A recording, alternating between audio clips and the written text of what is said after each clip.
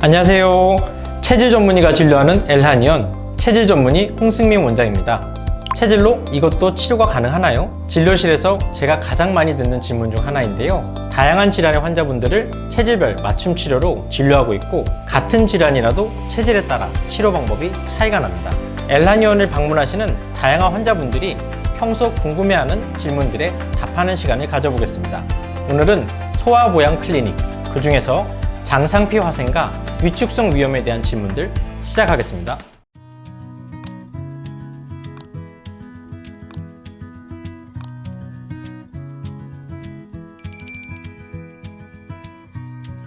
위축성 위염 혹은 장상피 화생으로 진단받고 위암을 걱정하며 내원하시는 환자분들이 계신데요. 전혀 미리 걱정할 필요 없습니다. 자, 먼저 위축성 위염은 완성염증으로 위의 점막세포가 얇게 위축된 상태를 말하며, 얇게 위축된 위의 점막세포 대신 장에 상피세포가 자라나서 울퉁불퉁한 모양으로 변형된 것을 장상피 화생이라고 합니다. 위축성 위암이나 장상피 화생이 있는 경우 위암이 발생할 상대적 위험도가 높은 것은 사실이나, 위암이 발생하는 다양한 원인 중에 하나일 뿐이며 실제로 위암으로 진행되는 가능성이 매우 낮기 때문에 미리 걱정할 필요가 없습니다.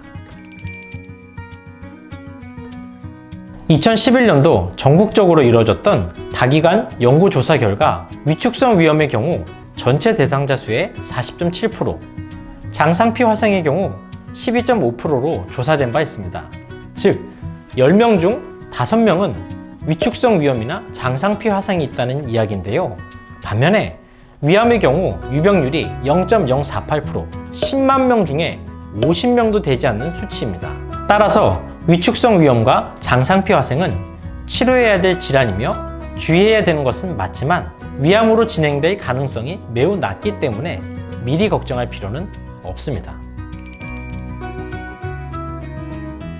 자, 헬리코박터균 제균 치료 역시 환자분들이 많이 물어보시는데요. 저는 두 가지 이유로 헬리코박터 제균 치료를 권해드리지 않습니다. 하나, 제균 효과. 둘, 부작용.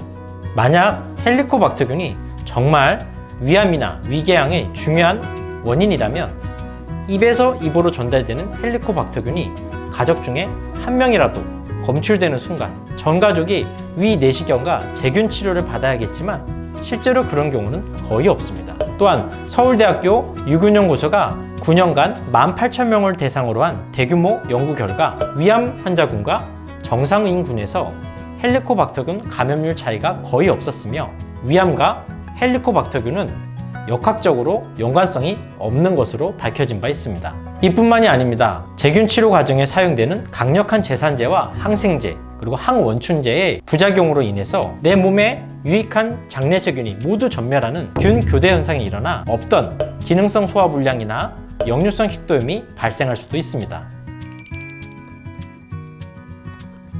엘하니언의 체질 치료는 세 가지가 있습니다. 하나, 체질 식사. 둘, 체질 침. 셋, 체질 한약. 체질 식사와 체질 침, 체질 한약의 목적은 우리 몸의 장부의 균형을 맞춰주는 것입니다. 특히 소화기 환자의 경우 체질 식사를 더욱 중요시하는데요. 두 가지를 꼭 기억하셔야 합니다. 하나, 체질에 안 맞는 음식 피하기. 둘, 조리 방식과 식사 습관. 체질에 맞는 음식을 섭취하는 것보다 체질에 맞지 않는 음식을 피하는 것이 더욱 효과적입니다. 또한 체질에 맞는 음식이라도 조리 방법과 식사 습관을 유의하셔야 되는데요.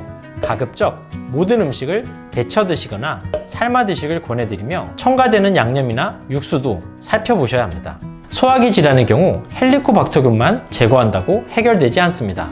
근본적인 내 소화 기능 자체를 향상시키는 것이 우선시돼야 되며 체질 식사, 체질 침, 체질 한약으로 내 몸 상태를 정상화시키는 것이 중요합니다. 보다 자세한 사항은 제가 경희대병원에서 참여한 소화기 논문을 참조해 주십시오. 지금까지 체질로 이것도 치료가 되나요?